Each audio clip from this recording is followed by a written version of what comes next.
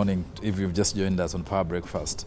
Now, the recent spate of insecurity and terror attacks on the country have sort of affected the tourism sector drastically, leading to travel advisories from countries, Western countries mainly, which, according to analysts, is going to have a dampening effect on Kenyan tourism. Today, we want to just focus on what is happening within that sector and the future of Kenyan tourism in the context of all these insecurity and terror threats on our country. And we're joined in the studio by the director, Managing Director, sorry, of the Kenya Tourist Board, Mr. Murithi Ndegwa. Murithi, karibu bana. Thank you. Yeah, you are a man on the spot. I mean, the country is bleeding and you are supposed to hold us up because tourism is one of our major foreign currency earners. Give us a general picture before we even get deep, how the situation looks. I think it's quite... Are things really bad or are things okay? Maybe we are just terrified about nothing. I think it's quite right to say that as a sector we've gone through a number of challenges, and some of them is what you have alluded to in terms of the travel advisories that have been issued by some of the key source markets, the UK, the US and so on. And then we've also had a number of insecurity-related challenges, especially what has happened in places like Mombasa, in places like Nairobi. And basically, as a result of this, the appetite for Kenya as a tourist destination has been eroded. And also we've seen the brand equity of the destination also being eroded. And as a result of this, when you look at the performance in terms of the tourism sector, last year, actually there was a decline, both in terms of the revenue and also in terms of the numbers. Yeah. Let's look at the numbers. How have they been going over the years, the last 4 years, let's say? Going up, down, constant? I think if you look at the trend from 2007, 2008, because that's the time when we had very negative incidences, the numbers had been going up quite significantly until 2007. But then with the advent of the post-election violence, we saw the numbers dropping by almost 31% and revenue almost by a similar percentage. Yes. But after that, we put in measure some strategies to ensure that we raise the profile of the destination. And you recall that we ran some global campaigns which are very, very successful, dubbed the Jumbo campaign. Yes. And so from 2009, there was a continuous growth, double-digit level, up to 2011, when we had the highest performance and the best performance ever in this country. What figures are we talking about? We're talking about the revenue. We reached about 98 billion Kenya shillings. And then also in terms of numbers, we reached slightly over 1.8 billion shillings, 1.8 million in numbers, not billion, 1.8 million, just short of the 2 million mark. Yeah. But after that, then we've had a gradual decline. But the most dramatic effect was in 2013, and this is, again, like we've said, compounded by the two incidences of insecurity and also the contributing factor of the travel advisories, thereby declining our performance even further. So this is the scenario we're looking at. Westgate was a turning point, really? Yes, it actually contributed quite a bit, yeah. A lot of people got scared about coming to Kenya, and of course, tourists. I remember somebody living that Westgate, a survivor who escaped from there and went back, and they had been coming and living here and said, I have to leave this country. Did you get immediate reactions, or it took a time for that impact to be felt? Normally what would happen in an incident like that is that for those who obviously are watching the news, and you remember we had horrific images about what was happening in Westgate, including pictures of people who are seriously injured and so on and so forth. In normal circumstances, in a situation like that, you'd expect a number of people to either cancel or postpone their travel plans. And this is exactly what we saw. And now this is again compounded by the fact that we've had the travel advisories that were issued not too long ago. So generally, as a destination, we've been going through a series of challenging times. But I must say that in every cloud there's a silver lining. Yes. And we've seen the government coming in very strongly to support us in terms of the stimulus package that was announced on Friday. Before you come back to the Kenyan one, let's just finish with the travel advisories. Tell us. What exactly, which countries exactly issued travel advisories, and what is the wording of those travel advisories for people who don't understand these things?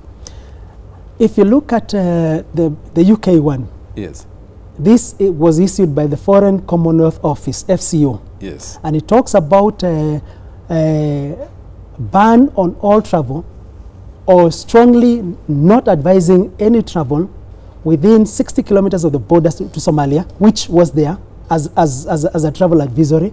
But then they added 5 kilometers along the coastline from Mtwapa all the way to Tiwi. That therefore completely excludes Mombasa as an island. And you recall that in North Coast and also Mombasa Island, there's quite a lot of hotels along that area. Yes. And that therefore greatly affects people who want to enjoy the product that we'll call the beach. Yes. But then the problem is this, advisories have always been there. There have never been any evacuation. Why was that done? Why did they have to pull out tourists? Were there in fact evacuations? I think that maybe the press misreported the whole thing. When you talk about an evacuation, is that a country sends planes to take the people out of the country? Did that happen? To the best of well, from what we understand and from what we have we've seen on the ground, there is some tour companies that that brought in their flights to come and get people out of Mombasa. And if you recall the images that actually were displayed in the media, some of them were actually very dramatic, you know, showing people boarding in Mombasa and under guard. Now, clearly, that in itself to us, and I think the government has come out very clearly to say that that was not a friendly act at all. Yeah. In fact, it looks like the reaction, according to our politicians, was because of the Chinese presence. Because it never happened before that tourists are, when there was no attack at all, it's just imminent. They were talking about imminent, which has not happened anyway. It looks like that was politics. Well, I don't know, and I wouldn't want to comment on the political aspect, but I think for me, from a tourism perspective, this was a very unfriendly act, because, you know, it shows like the country is actually at war. Yeah. And to us, that is definitely not the case, because if you go to Mombasa right now, if you go to the entire coastline, people are still enjoying their facilities. And you recall there were some people who actually interviewed, and they said, "This, if it was my wish, I would rather have stayed on and enjoyed my holiday, because I didn't see anything that was warranting for me to be removed." And this was clearly recorded in the media. Yeah, but were there evacuations or not? I mean, of course it's different. No. There's a difference between tour companies, which had actually in the first place chartered the planes to bring those tourists here, sending back the same planes to say, you can now leave because of this, or you can stay. As opposed to governments coming to collect the citizens. What happened, really, the facts? It may be, you know, it's a case of interpretation. Yes. Because the thing is, a travel advisory has been issued, right? Yes. And then the tour operators, or some of the tour operators, came and picked their residents or their clients from Mombasa. Right. What would you call that? In any case, government does not bring tourists. Precisely. Well, the government can evacuate its citizens. Anyway, that's a different story. In my view, I think that governments did not evacuate citizens, but the tour operators or companies that I had sent, through whom those tourists had come to Mombasa, brought their transport back if they wanted to go back to their countries. It's, I think, like I want to say, is a case of interpretation. Okay. But clearly, and I think I've heard in the media, some of the foreign missions also trying to clarify that this was not their governments evacuating the people. But the thing is, the fact of the matter is that once the travel advisory was issued, some tour firms came and picked their clients and they took them back. All right. So the short of it is that people actually were picked from Mombasa or from wherever, and they were taken back to their countries. All right, let's look at the impact of these advisories on the coast. I hear, you know, there have been reports that over 4,000 people have been rendered jobless. Hotels have closed down. The occupancy has gone down. What really is the situation? What is the analysis? What is the situation prevailing?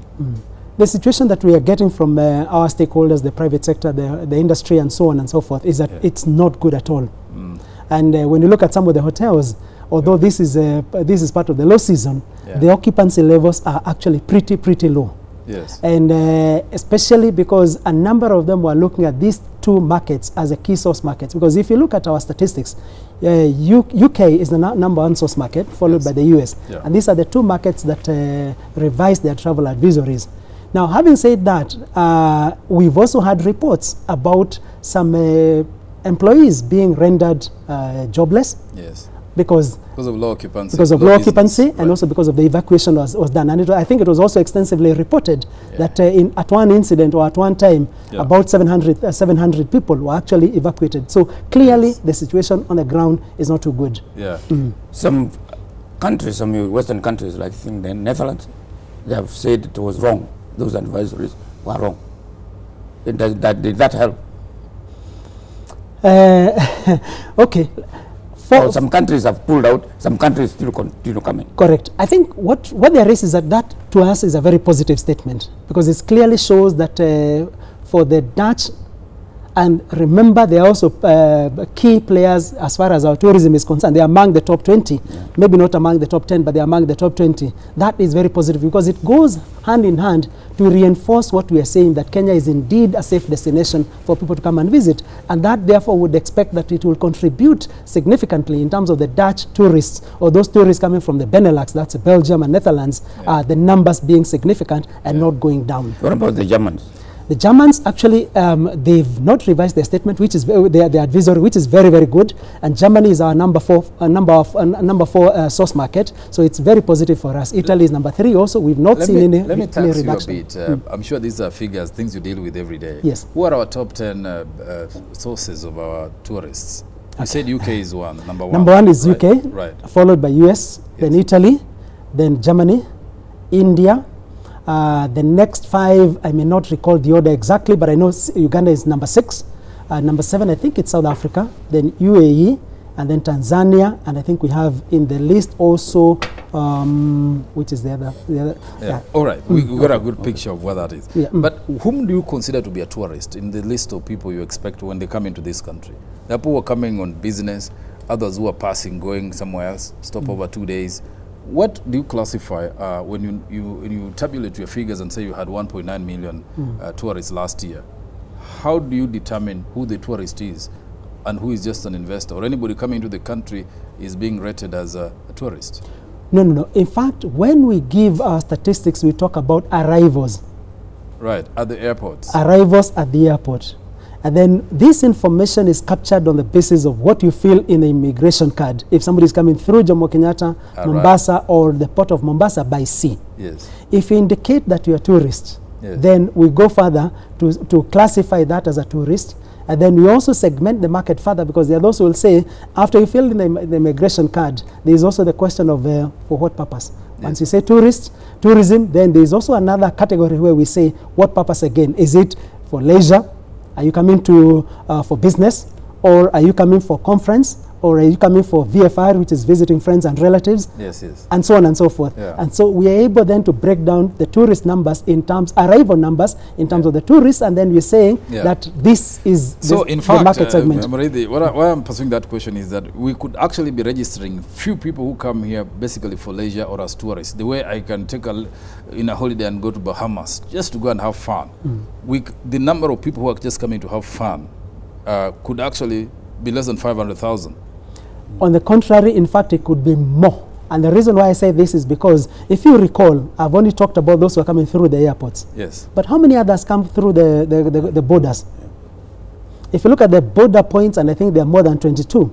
But those people also still facing the same immigration requirements. Otherwise, we're talking about who smuggle themselves in here as illegal immigrants. Let me finish. Yes. If you look at the people coming through the border points, the numbers are much, much bigger.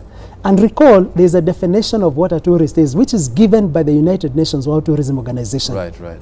And that definition clearly says who is a tourist and who is not a tourist. If somebody is just crossing in and out, obviously that will not be captured as a tourist.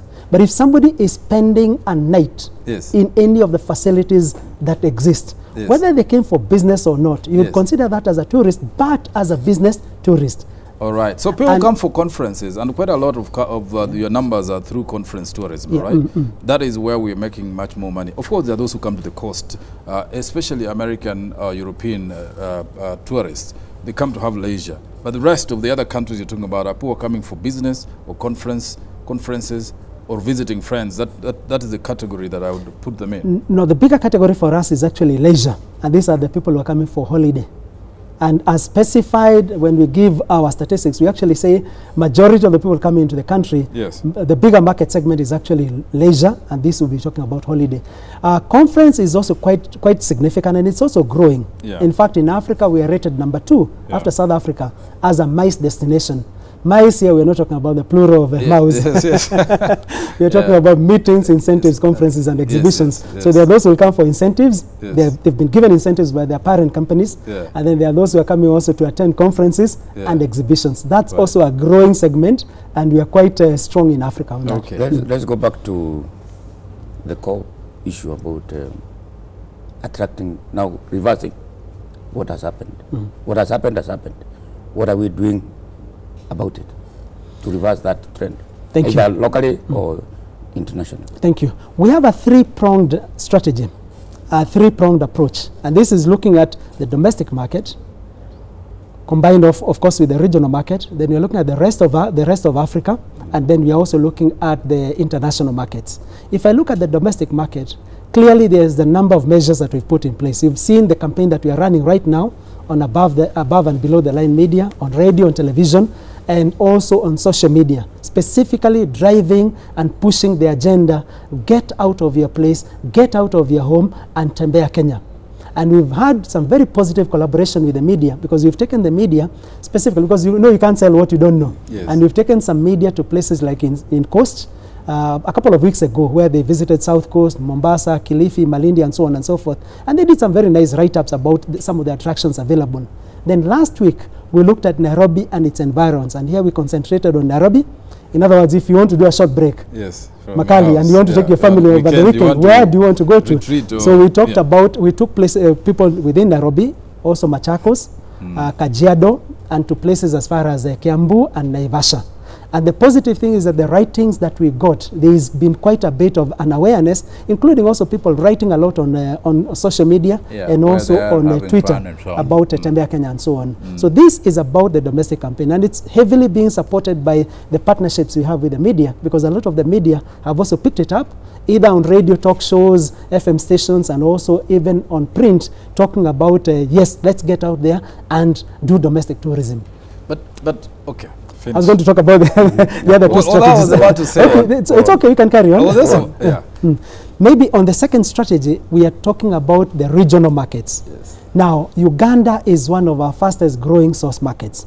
And this was a very nice article that was done yesterday by somebody from Uganda who is a journalist with Monitor.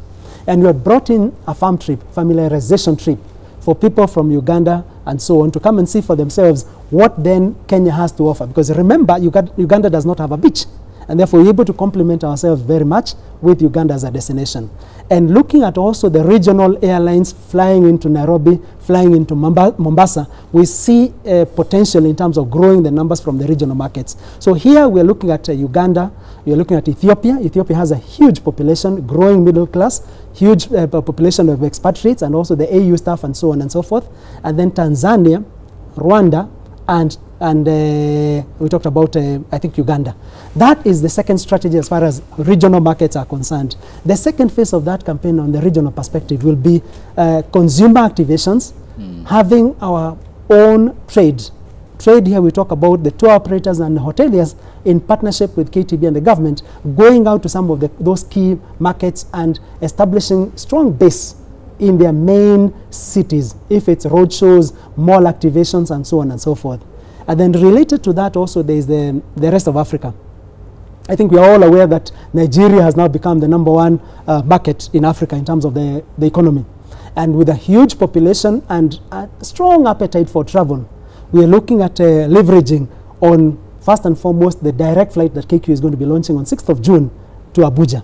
And using that as a launch pad, we'll be going to Nigeria, together with our travel trade, the tour operators and the hoteliers, and also KTB and the ministry, and with KQ and piggybacking on KQ to do some road shows in Abuja and then in Lagos. And the whole essence is that we've seen in the last couple of years, the number of tourists coming from Nigeria has been growing. And with that huge population, we believe we'll be able to build onto the numbers. Then there's also South Africa, which is in the wider African context. And you recall I said South Africa is among our top 10 source markets as far as tourism is concerned. So that's the other market we are looking at. But now back to the third strategy, and this is where we are looking at the international markets. Remember, the international markets contribute currently about 47% of our total arrivals. But this number, or this percentage, has actually reduced. Before, we used to have about 55%. That was prior to PEV. Yes. But when we set out to increase our source markets and diversify our source markets, the contribution has actually reduced from 55 to about 47%. What do you mean international arrivals? International, we are looking at outside of Africa as a continent, and this is where we'll be looking at Africa. Okay. Exactly, and this is where we'll be looking at the markets like the US, the UK, Germany, Italy, and so on and so forth. But they still contribute a significant proportion of our total arrivals. So in terms of our third-pronged approach, we are looking at what do we need to do at the international source markets. And this is where we are recently going to be launching an online reputation management campaign, ORM, which is basically a search engine-driven program running for about 6 months, so that when you Google Kenya or when you Google Safari, then you see positive stories as opposed to the current negative stories that you see about Kenya as a destination. We'll also be together with our ministry and also the private sector be doing reassurance campaigns, going to some of those markets and talking to the trade, the tour operators, the hoteliers, and the media also, letting them know that Kenya is indeed a safe destination and a good product to buy as far as tourism is concerned. And then also related to that, we'll be doing mega farm trips. Let me expound what a farm trip is. Yes. This is familiarization trips. Yes. And we are looking at a two-phased program, where in the first phase we are looking at the key source markets where we've had a lot of negativity. We bring the media here, and these are media who are involved in tourism, in hospitality, what we call the travel writers, for them to come and visit different parts of the country and see for themselves that indeed Kenya is a safe destination, because our safari product is not rivaled. It's an unrivaled product. It's a product that is well known globally, and we want people to see for themselves and experience and also enjoy the hospitality of the country.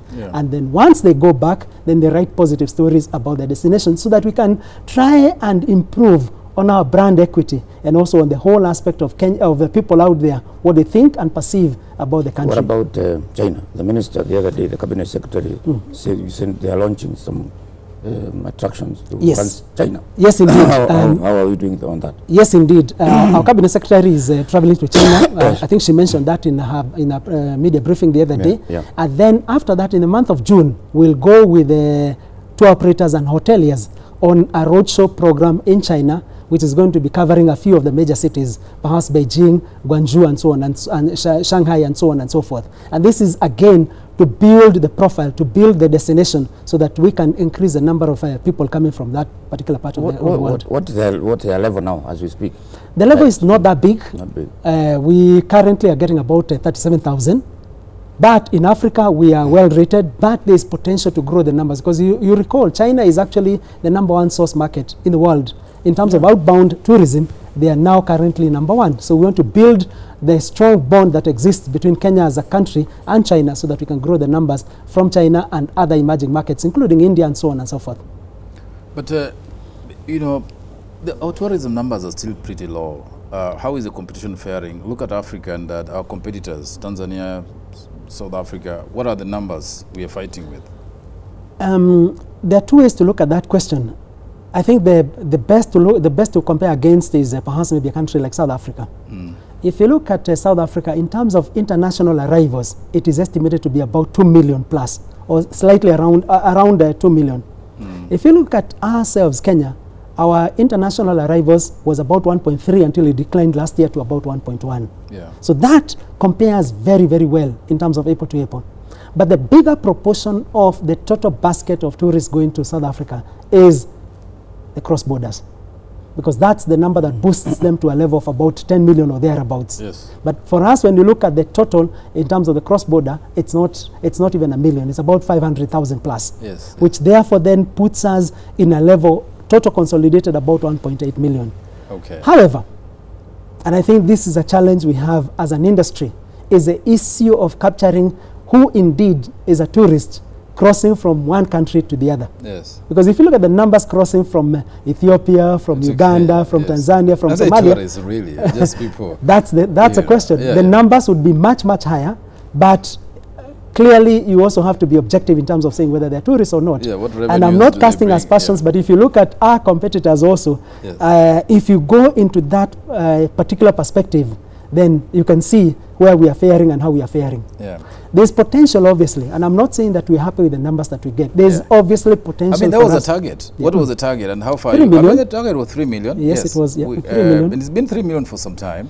Not for a long time, but it's 3 million according to the Vision 2030, and also to the government manifesto. Yes. But obviously, when you get a hit in terms of what we've suffered, that takes you back. Because if you recall, I said 2007 was really a boom year.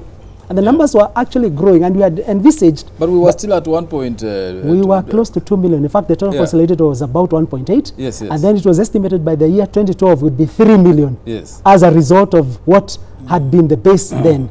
So, but with the 30 the challenges we've had, with the 30% decline, obviously you can see that really dented us quite a lot. The other thing also is that when you're comparing the numbers between one country and the other, it's also good to look at the whole perspective in terms of the financing level.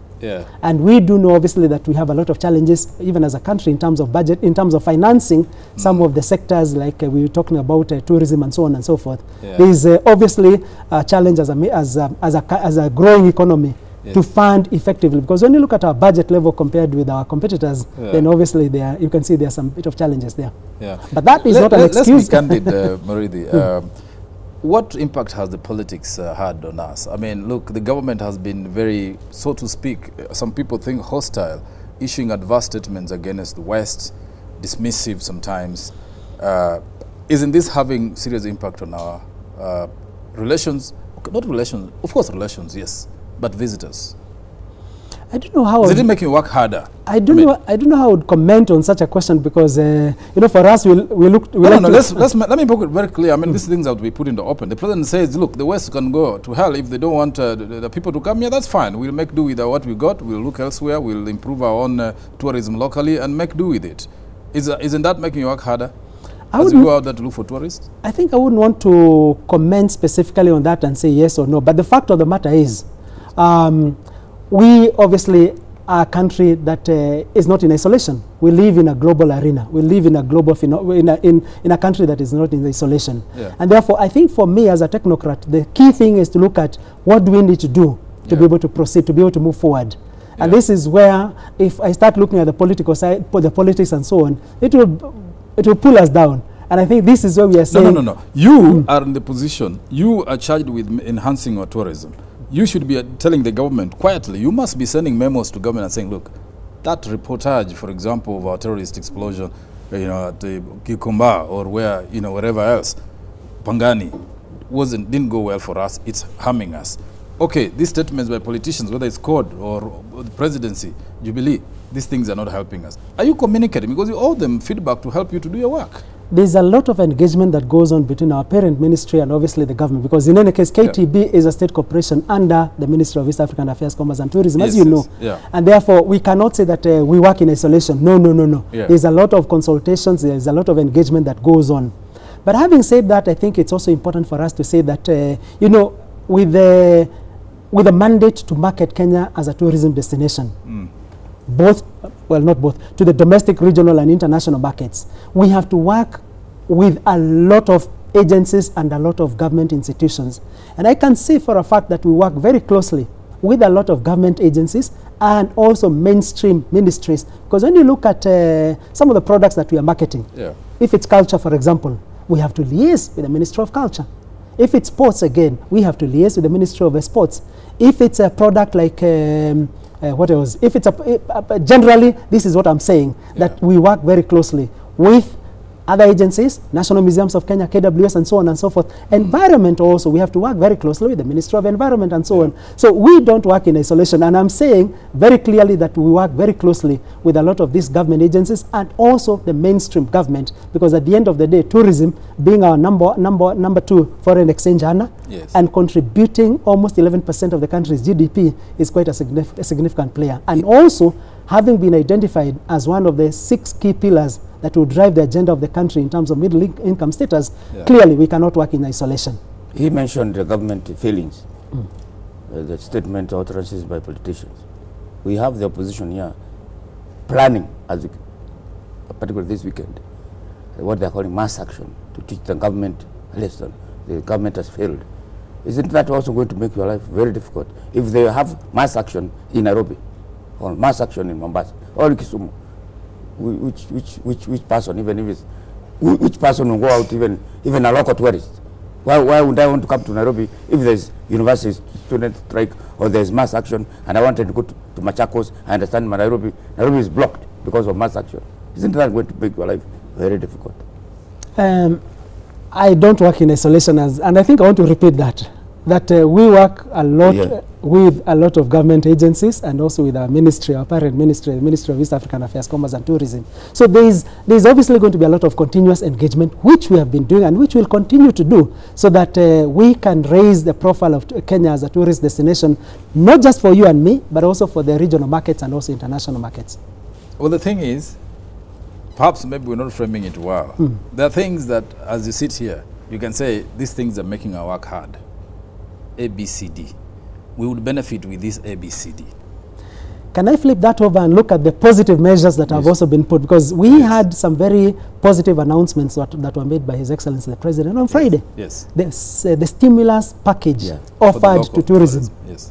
So rather than looking at the glasses half full, half empty, can you look at the glasses half full and then say, when you look at some of the measures that the President proposed, they actually, we believe, are very positive, and they'll add a lot of positiveness to the industry. For example, the whole aspect about tax, where corporates are now going to be offered an incentive to take their staff on holiday.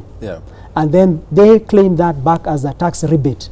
That has never happened in this country, as far as I'm aware. True. And That's innovative. And it is very innovative, it is very positive. And what do we think this is going to happen? We believe that what is going to happen is to get a lot of the corporates to get their people to go on holiday for a week or so, and that will therefore contribute in terms of increase in terms of bed occupancy for Kenya residents in the hotels that where we are saying. What that does, Murithi, is that it's going to improve government revenue. That's what it does, basically, that Kenyans are being encouraged to spend more to keep others in employment, to keep the businesses in the hotel industry going so it doesn't collapse. But in terms of foreign exchange earning, that is not going to help us. But you remember we talked about a 3-pronged approach. So how do you then target the domestic, the regional and the international? And this is what I was trying to do, to break it into simple terms. I appreciate. I'm just giving you the flip side of that Tembea Kenya strategy. It's innovative, it's good. It helps to encourage Kenyans to benefit and enjoy their own tourism facilities and so forth. But in essence, it does not boost our foreign exchange, which tourism is supposed to do to enhance our GDP. And therefore achieve the 2030 vision. In the stimulus package, there are measures that will be geared towards increasing international visitation. For example, the reduction in landing fees in Mombasa and Malindi, a huge 40% and a 10% in Malindi. What will that do? It will increase flights into Mombasa, flights into Malindi, whether scheduled or non-scheduled. And that in itself, as we say, in fact, it is estimated 55% of people go to a destination by air. In Kenya, it could even be higher than that. So what's going to happen as a result of that measure is that we expect more charters, more scheduled airlines to come into the destination. And what are they bringing? Foreign exchange. Then the reduction in park entry fees from $90 in the premium parks to $80. That's about 11% reduction. Somebody's still in fact asking that is still too high compared to other countries. I mean, 80 is still too high. Tanzania is charging $60. When we are doing comparisons, I think it's good for us to look at apple to apple. Because here we are talking about the premium parks. Premium parks, according to the definition by KWS, we'll be talking about Amboseli, we'll be talking about Lake Nakuru, and those basically are the ones you'll be calling the premium parks. The figure before was $90. It's now been reduced to $10, to $80. I think it's also good for us to appreciate that gesture, because it may not be exactly what maybe you and I were, maybe somebody was looking at, but for sure it is a significant reduction. And many of the people coming to the destination come in packages. They come in terms of groups. When you look at a family of 4, a reduction of $10 over and above the other raft of measures that have been put in place, I think it's quite significant. Then for the locals, a reduction from 1,200 to 1,000. That is how much? Almost that's about 17% also. Yes. Now that in itself again is quite a significant reduction, and we do believe that for residents in places like Nakuru, places like Amboseli, they will take advantage of this kind of... But the truth is that our local destinations are still way above ordinary Kenyans. We're still addressing the upper and middle class who can afford to pay those fees and do this local tourism. On the contrary, if you look at our Magical Kenya website, www.magicalkenya.com, clearly there are some offers that we've gotten across the country, from as far as Kakamega. In fact, I was just reading through a few minutes ago, an offer to go to Kakamega Rainforest. Many of us may not even know where that, whether there exists such a thing. And the offers we've gotten are quite attractive. I think there's this myth where people think that tourism is just for a certain class of people. But what we are saying is that if you visit your tour operator, if you go to the Magical Kenya website, you will see some offers that can suit across the whole spectrum of the market. And the whole essence is that we do believe Kenyans have supported us very well. If you look at the total contribution of residents in terms of bed occupancy, last year, 2013, it was quite significant. About 2,699,000 as opposed to a total stock of about 6,500,000. That's 41%. Whereas many years ago it was less than 20%. It's something that we are saying, let's build onto it. Because if we can reach 50, 60%, then clearly we'll be saying that we have a very strong base over which then we can bring in people from the regional markets, from the international market, so that they can add onto the base and bring also the foreign currency.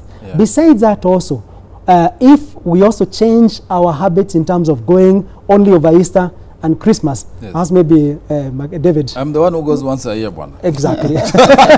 Christmas, Mombasa, or something like that. Now, look at the next... hang on. Just look at the big holiday that is coming next. The weekend. Over this weekend. Book a holiday. This is no season. You're going to give me a voucher. That one will sort out after a year. But first, let me look at this. We'll talk about that. Wind up. I mean, we don't have much time left. But there's always the problem about the quality of the tourists we bring in. That we are, we are receiving only retirees from Europe and those other places you mentioned, our foreign sources, who don't have much money to spend. That we need to target more higher spending tourists, guests to come to our country. How is that going in terms of targeting those ones? I think the correct position is that if you look at our spectrum, we mainly target the middle and high end. And the reason why I say this is that you've seen a number of high-end properties opening up in Masai Mara. You recall the property of Richard Branson. You've seen also properties opening up in Malindi, like the Billionaires Club. Now, the charge in some of those properties is quite high. If you also look at on April-to-April comparison perspective, some of our properties and properties in other parts of Africa, we also, I must say that we generally are quite competitive in terms of the offer. So we don't just go for the low end alone. We look at the spectrum of the market that adds value. Receiving the poor of the first one. No.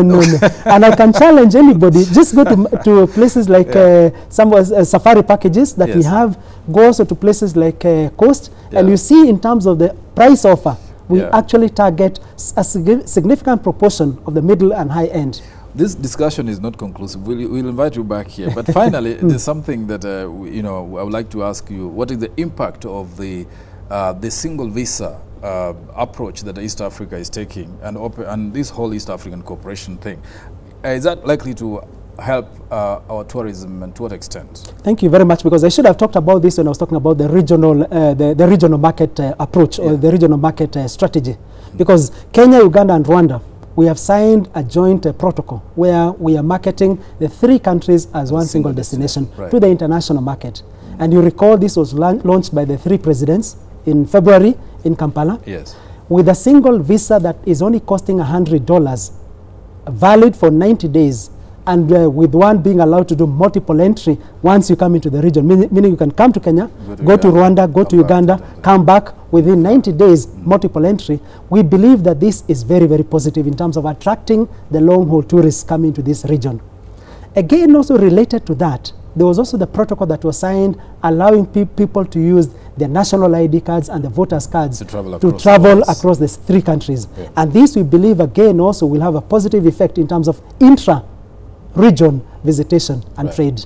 Okay. So this, to us, is a positive measure.